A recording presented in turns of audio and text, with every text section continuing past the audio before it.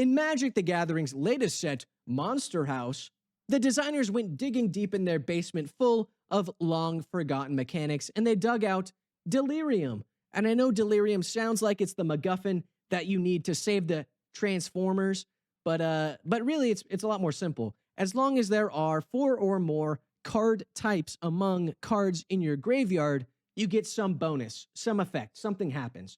So in this video, we're going to be talking about card types and the cool Delirium spells that I like from the new set. It's fun.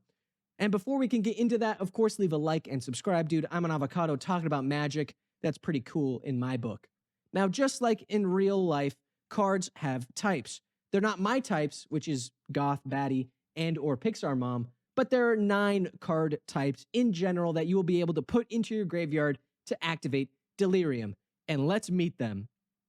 They like long walks on the beach, the office, and they're not looking for anything serious. It's creatures, the number 1 card type you're going to see pretty much every game. Wow, Colossal Dreadma, what that mouth do?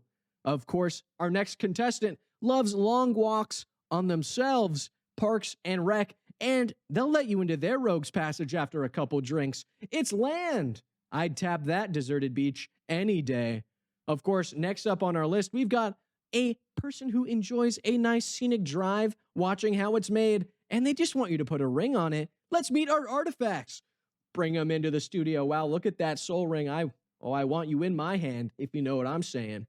Of course, nothing's better than a cozy night in watching Hallmark movies with your enchantments. Oh, Ristic Study, I'd Ristic Study with you. Mwah. Look at those feet. Anyway, sparks fly, but watch out for their god complex. Let's meet the Planeswalkers.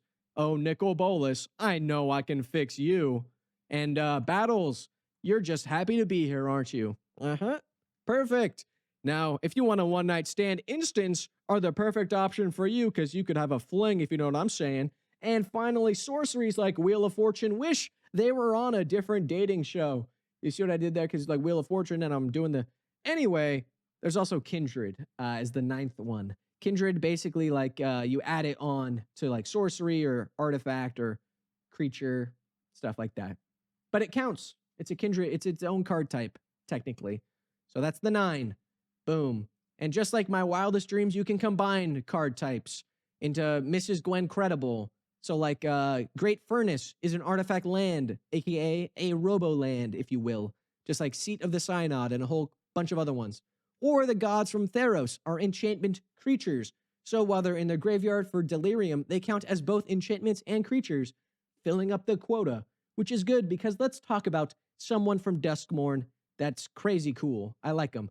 Winter Misanthropic Guide is 1 black, red, green for a human warlock 3/4 with ward 2, which is good because it's a bit of a nasty creature. At the beginning of your upkeep, each player draws 2 cards. That's not bad. And Delirium, which is what we're talking about. As long as there are 4 or more card types among cards in your graveyard, each opponent's max hand size is cut from 7 down to the number of however many card types you got. So it goes from 7 if you got 4 in your graveyard, so now it's down to 3. If you got 5 or 6, now it's like 2 or 1, maybe even 0, technically, which is crazy. So you're just cutting people's hands off with those knives and stuff. It's basically like something Hammurabi's Code, you know what I mean? Because it's like, you chop my hand off, eye for an eye, whatever. I just wanted to bring in Hammurabi's Code. Doesn't matter. We've also got the other Winter, Cynical Opportunist, 2 black, green for a 2/5 human warlock with Death Touch. Very nice. Whenever they attack, mill 3 cards. Cool. And Delirium. At the beginning of your end step, you may exile any number of cards from your graveyard with 4 or more card types among them. If you do, put a permanent card from among them onto the battlefield with a finality counter on it.